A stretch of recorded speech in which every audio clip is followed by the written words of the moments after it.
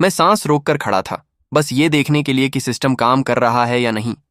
ऐसा लग रहा था जैसे सदियां बीत गईं, पर असल में 1 मिनट ही हुआ होगा।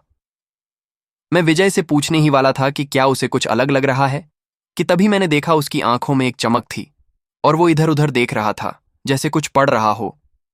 मैंने आराम से उसके पढ़ने का इंतजार किया, फिर आखिरकार उसने मेरी तरफ देखा। ये मुझसे पूछ रहा है कि क्या मैं सिस्टम को एक्सेस करना चाहता हूं? विजय ने हैरानी से कहा। मुझे यकीन था तुम जो कह रहे थे वो सच है, पर तुम तो जानते हो ना इंसान कैसा होता है। जब तक अपनी आंखों से नहीं देख ले, यकीन नहीं करता। मैं हाँ कहने वाला हूं। मुझे कुछ करना चाहिए क्या?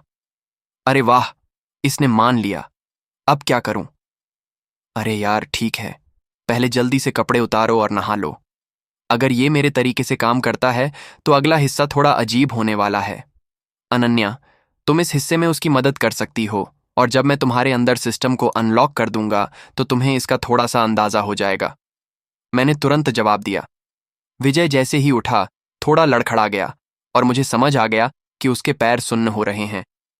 जल्दी करो यार, प्रोसेस शुरू हो रहा है। अगर तुम पहले नहा लोगे तो गंदगी साफ करना आसान होगा, मैंने कहा। विजय और अनन्या फटाफट बाथरूम में गए। मैं 1 मिनट इंतजार कर रहा था, फिर अपने कमरे में जाकर कुछ और कसरत करने का सोचा, जब तक विजय ठीक नहीं हो जाता। और शायद मैं अपने इवॉल्वर पर्क के बारे में सोचना शुरू कर दूं, और मैं इसके साथ क्या करना चाहता हूं। अगला घंटा मैंने उस विषय पर रिसर्च करने में बिताया जिसमें मेरी दिलचस्पी थी।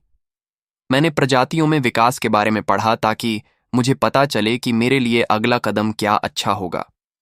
मैं ज्यादा पागलपन नहीं करना चाहता था, क्योंकि सिस्टम ने मुझे चेतावनी दी थी कि ज्यादा करने से विकास का काम समय पर पूरा नहीं हो पाएगा और मैं कुछ समय के लिए अपनी क्षमता खो दूंगा।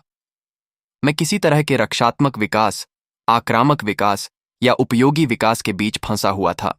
रिसर्च करते वक्त कुछ कॉमिक्स सामने आईं और मुझे कुछ आइडिया मिले, पर मुझे पता था कि बहुत ज्यादा कर लेना ठीक नहीं है।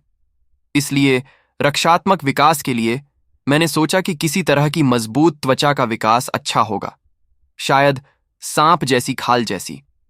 पर असली खाल नहीं, बल्कि लचीलेपन को खोए बिना ज्यादा मजबूती चाहता था। आक्रामक विकास के लिए मुझे कुछ कीड़ों या सांपों की हरकतें पसंद आईं। असल में अपने विकास का इस्तेमाल करके उन फायदों में से किसी एक की नकल करना चाहता था जो मैंने नहीं चुना था। और उपयोगी विकल्पों के लिए मैं कुछ तरह की गायब होने की या गिरगिट जैसी क्षमता चाहता था। स्टीव, जल्दी आओ, उसके साथ क्या हो रहा है? अनन्या ने घर की दूसरी तरफ से चिल्लाया। मैं उनके बाथरूम में भागा और देखा कि विजय बाथटब में बेहोश पड़ा है और उस पर शॉवर चल रहा है। वह गहरे भूरे, लगभग टार जैसे पदार्थ से ढका हुआ था, पर मैं देख सकता था कि वह ठीक से सांस ले रहा है। चिंता मत करो, वह ठीक है। मैं भी इसी से गुजरा था। वह 1-2 घंटे में उठ जाएगा और तुम्हें उसमें बहुत सुधार दिखेगा, मैंने अनन्या को तसल्ली दी। यह कौन सी गंदगी है जो उसे ढके हुए है? ये उसके शरीर को बेहतर बनाने के लिए उसकी निकाली हुई गंदगी है। मेरे साथ भी ऐसा ही हुआ था। मेरे दांतों को देखो, वे पहले जैसे नहीं थे, अब तो जैसे टीवी विज्ञापनों में हो सकते हैं, मैंने हंसते हुए कहा। हे भगवान, मैंने ध्यान ही नहीं दिया कि उसके दांत बिल्कुल नए जैसे दिख रहे हैं। तो क्या विजय के भी नए दांत होंगे? अनन्या ने थोड़ी चिंता से पूछा। मुझे नहीं पता कि उसके बदलाव कितने विस्तार से क्या करता है, पर हालांकि मुझे उम्मीद है कि यह सिस्टम विजय की बहुत सारी शारीरिक परेशानियों को ठीक कर देगा। और तुम भी जानती हो मैं इस बारे में क्या बात कर रहा हूं, मैंने जवाब दिया। क्या ये सच में उसे ठीक कर सकता है? जब से मैं उसे जानती हूं, डॉक्टर उसका इलाज कर रहे हैं और वे बस हैरान कर देने वाली दवाइयां दे रहे हैं। इलाज उसे और भी बेकार महसूस कराता है। अगर ये सिस्टम उसे ठीक कर दे और कुछ नहीं भी करे तो भी ये अच्छा ही है। पर क्या तुम यकीन कर सकते हो कि यह सुरक्षित है? सच कहूं तो मुझे इसका जवाब नहीं पता। हम यहां जुआ खेल रहे हैं, पर मुझे लगता है कि यह एक अच्छा दांव है। तुम जानती हो, मैं तुम्हें या विजय को नुकसान नहीं पहुंचाऊंगा। मुझे पूरा भरोसा है कि यह अच्छा है, मैंने कहा। थोड़ी देर बाद मैंने दौड़ लगाने का फैसला किया और फिर पानी पी लिया। लगभग 6 मिनट में मैं दौड़ खत्म कर चुका था, जो कि शायद हाई स्कूल के बाद पहली बार हुआ था। मैं अंदर गया और पानी लिया और अपने मिशन देखते हुए पीने लगा जब तक वह पूरा नहीं हो गया। फिर मैं अपने पूरे शरीर को आराम दिया। अनन्या, विजय कैसा है? क्या अभी भी बेहोश है? मैंने लिविंग रूम में से पूछा। हाँ, वह अभी भी बाहर है। मैं उसकी सफाई कर रही हूँ। मुझे तो लगता है कि उसकी चर्बी बहुत कम हो गई है और शायद उसके अब 6 पैक्स हैं, नहीं तो 8 पैक्स। मैंने तुम्हें बताया था, मैंने मुस्कुरा कर कहा। 3 घंटे बाद मैं जागा। मिशन पूरा हो गया था और मेरा स्तर भी बढ़ गया था। तभी दरवाजे पर दस्तक हुई। स्टीव, विजय जाग रहा है, अनन्या ने धीरे से कहा। ठीक है, मैं अभी आता हूं, मैंने जवाब दिया। जब मैं पहुंचा तो विजय थोड़े से घबराए हुए थे, पर उत्साह में भी थे। यार, तुमने मेरे साथ किया क्या? विजय ने पूछा।